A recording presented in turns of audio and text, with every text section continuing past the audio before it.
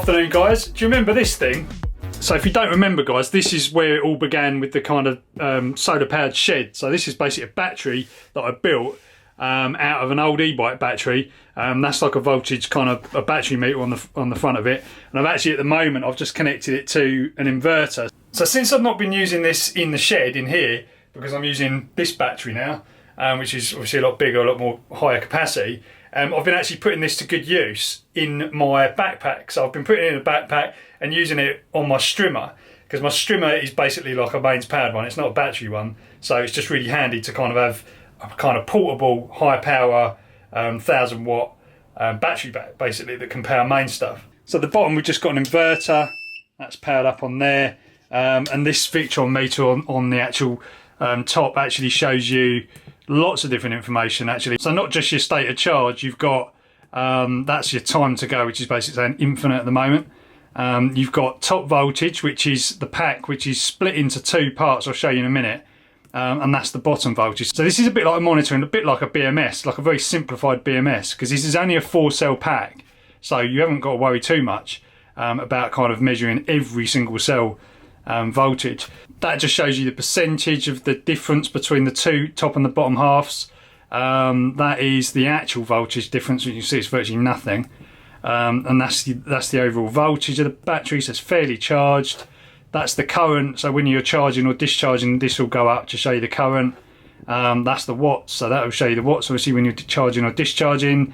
And this is how much power I've taken out of it so far. So this is, I think, it's like a 40 amp hour pack or something like that. I can't remember, I do so much stuff, I just can't even remember.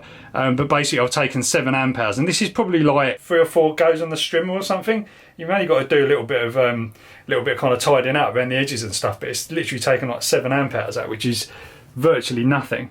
It's only a 250 watt strimmer. And then back to the overall state of charge. Now this is really accurate because you can calibrate it, so when you fully charge you can actually set it at 100%, and then it will use you can figure the capacity of the battery in here as well. So it kind of measures and adjusts this state of charge meter based on how much current's going out and also what it knows the battery's capacity to be as well. So let's open this bad boy up and show you what's inside. For those of you who've seen this before, sorry. So I've just separated these two things so that I can actually access it a bit better. So we open it up and you'll see it looks like a blooming bomb. So inside here we got 2 packs of 26 650. They're separated into 2 just purely because that's how I've ended up with it. They didn't really need to be, but I think I just did it for kind of how it fits. It just made it fit in here easier basically. But they're 7.4 volts, so 2 3.7 volt cells. So yeah, we've got 9 in parallel and then 2 in series. So basically 9 times 5 is 45, obviously, isn't it? So that's a 45 amp hour battery. And then we've got, it's a 4S as well. So 3.7 times 4, 14.8. And then we've got a shunt here. This is for the battery meter. So that allows you to measure the current on the battery meter. So you need this shunt in here. It's actually got a positive feed as well so that it can power the meter. There's a fuse in between that wire as well somewhere. I think it might be that one there. So everything's fused every way. The only thing that isn't fused really is the actual interconnections between the batteries. But I mean, if something goes wrong, it's just going to go wrong. There's not really much you can do about it.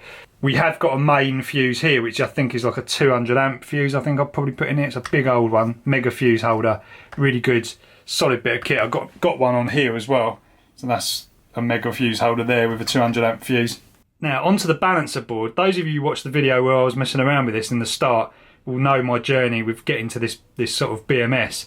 It's just a very simple BMS. I think it's just basically from Amazon, but it's a very simple one, and it just connects to all of the individual series cells in here. So like cell 1, cell 2, cell 3 and cell 4. This reads out each cell voltage. It doesn't read it out on any display or anything, it just basically monitors those cell voltages. So if anything goes wrong with one cell or one bank of cells, it will just turn off.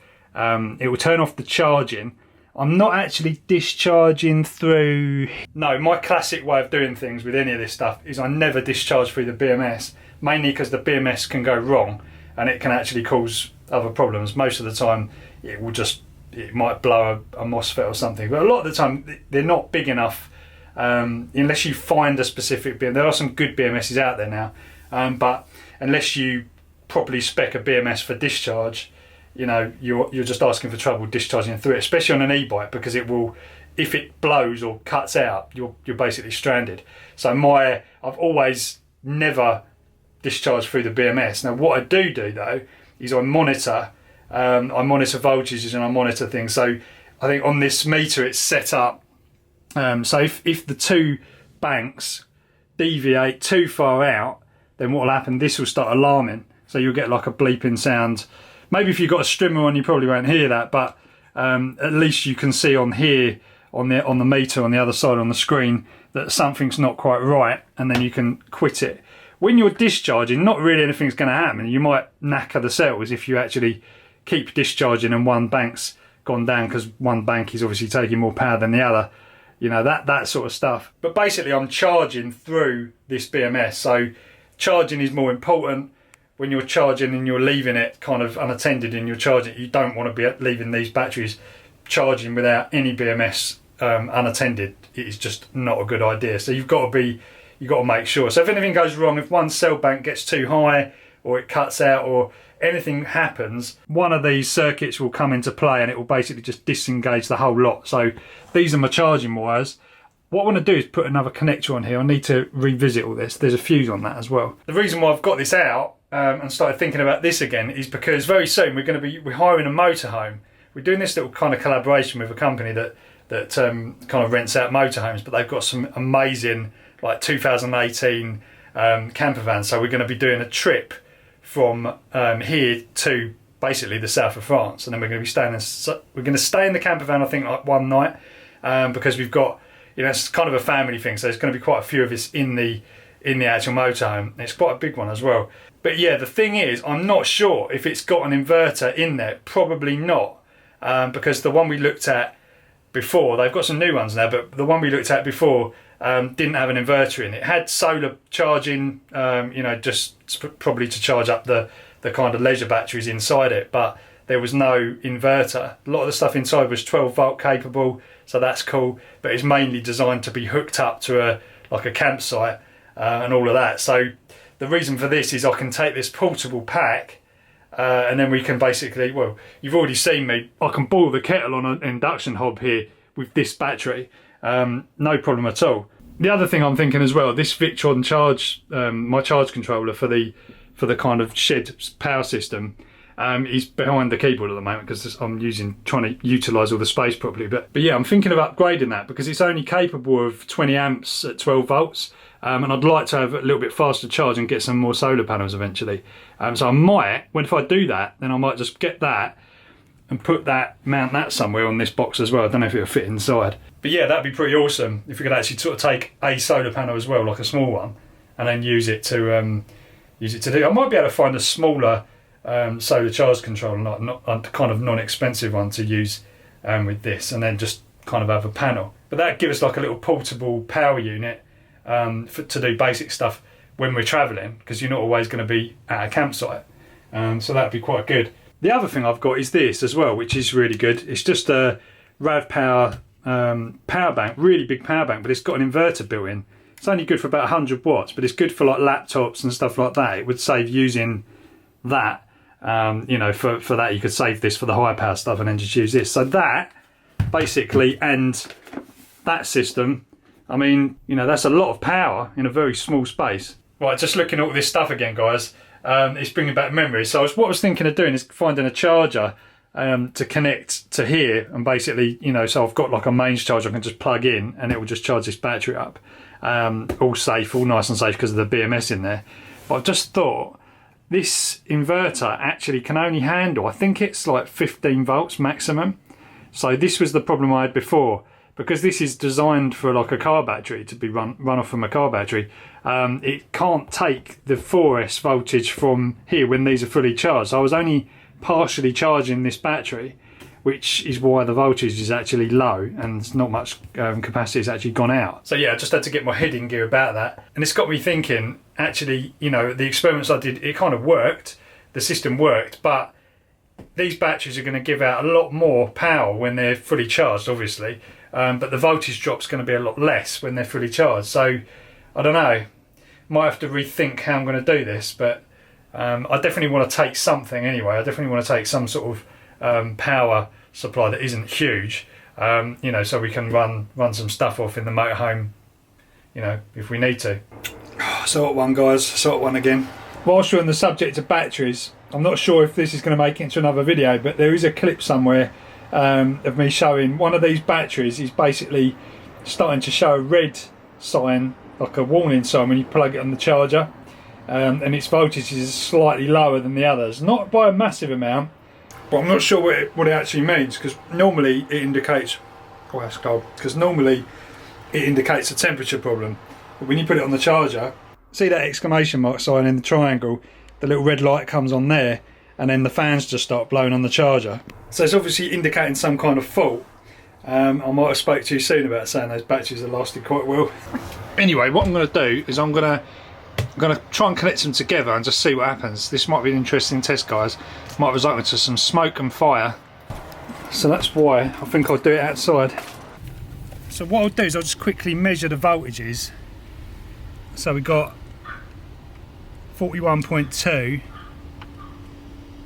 and 40.5. Where's my harness? Let's try connecting those two, and you should see quite a lot of current flowing between them two.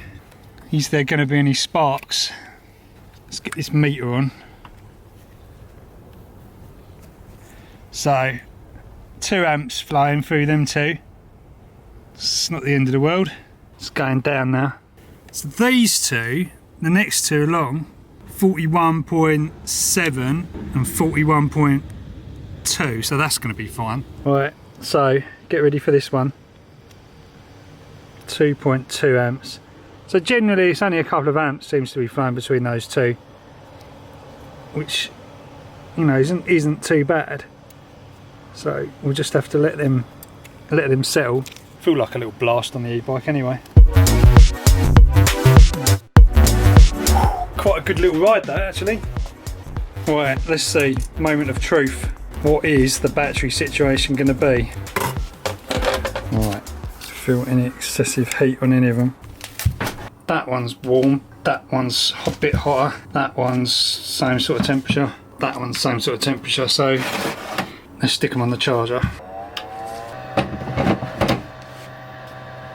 That one's showing too hot, or is that the one that wasn't charging before? Right, we'll just leave it on there and just see if it charges later. Jesus, another level of heat in here. Okay, so this ain't good. It's still showing red. It feels like it. I think the heat may be just coming from there. 10 minutes till I'm not on TV. Sky high temperatures. It's 9:30 in the morning and it is 26 degrees. This doesn't happen in the UK. I reckon there's a good chance it's going to smash it today. It's going to smash the records. Yes. He was dead right, was Andy? Yeah. The Twizzy was in it as well. So guys, what do you reckon to that then? I think it came out pretty good actually in the end. They used a little bit more footage than I thought they were going to use. I was expecting it to be like really brief, but yeah, no, they used a little bit, and they actually got the Twizzy in there as well. How cool was that? I know there's like a really limited number of like TV programs and stuff that the Twizzy actually features on, and it's kind of been a bit of a thing at kind of EV owners forum. I think there's even like a thread on there where, you know, pointing out where the Twizzy's actually been seen on TV. So I'm glad I've managed to contribute to that. Anyway guys, I don't know what else is going to come from it, but it's a bit of fun in it. And yeah, thanks for all the support and all the tweets and stuff and all the comments as well. I've had like family members like texting my mum and stuff saying, why is he on TV? Which is just, you know, it's not a huge deal, is it? I know I've kind of hyped it up on the videos a little bit just for the kind of clickbait factor. But anyway, it's sweltering in here. I'm just so looking forward to the cooler weather coming. And I can actually sit in here without, God, it's just way too hot in here, guys. Anyway, I'll catch you in the next video, guys.